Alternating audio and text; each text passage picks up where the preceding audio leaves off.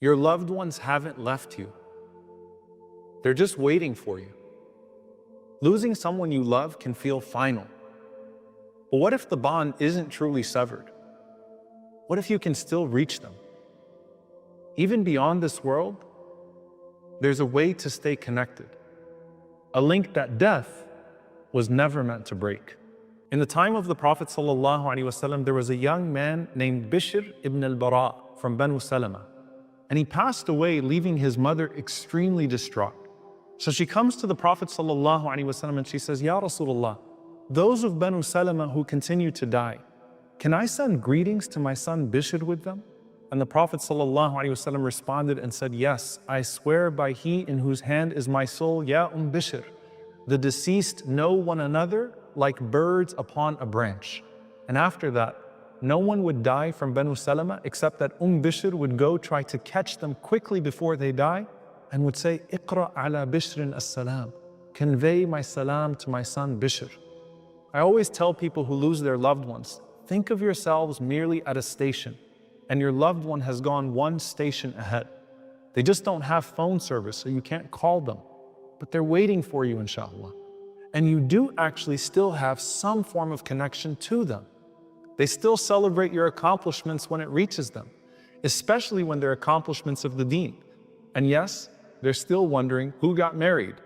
Abu Ayyub radiallahu ta'ala anhu said that when the soul of a believer is taken, the other believers rush to him to say, what happened to so-and-so? What happened to so-and-so? Hal tazawwaja fulan? Did so-and-so get married yet? And they're not just waiting to hear your news there. They're still enjoying your visits here. Al-Fadl ibn Muwaffaq, rahimahullah, who actually was the cousin of Sufyan ibn Uyayna, rahimahullah, he said that when my father died, I became extremely sad. And I used to visit his grave every day, but then as time went on, I started going less frequently. Then one day, I went to sleep after sitting at his grave, and I had a dream in which I saw my father's grave split open. And it appeared as though he was sitting alone in his grave, wrapped in his shroud, showing the signs of the dead. So I began to weep when I saw him. And he said, Ya bunayya, la abta'a bika anni, my son, why have you stopped coming to see me? So I replied, you know when I visit you? And he said, I know every single time you visit me. And when you used to visit me frequently, I would be comforted by your presence and I would be delighted by it. And he said, even my neighbors in the graveyard would feel joy because of your dua.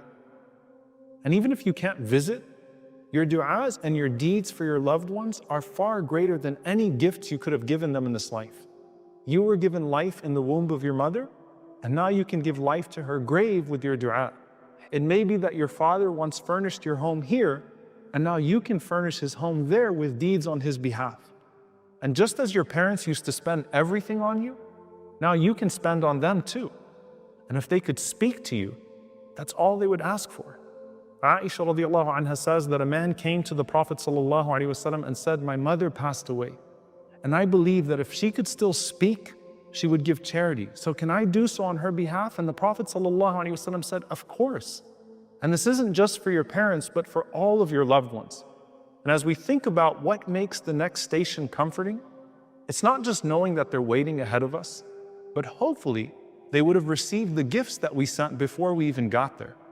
And for the one who had no believing family waiting at that station, you will still have the best of the family that you chose in their place.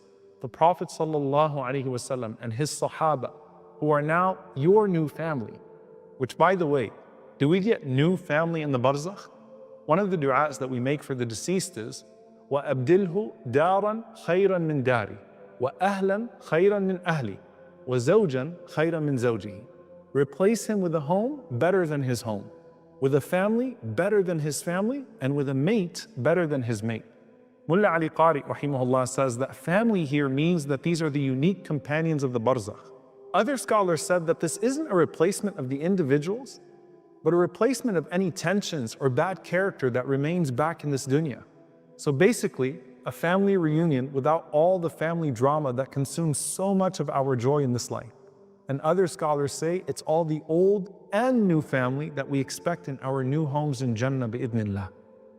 In any case, your relationship with those you love doesn't end with their departure from this world. Every dua, every act of charity, every moment that you dedicate to their memory is a lifeline that transcends the grave. You can still be their light, their support, and their connection to what's coming next. But whether it's your parents, your ancestors, your children and siblings, or your friends, we all look forward to reuniting with those whom we loved in this dunya, even if we didn't get to live with them.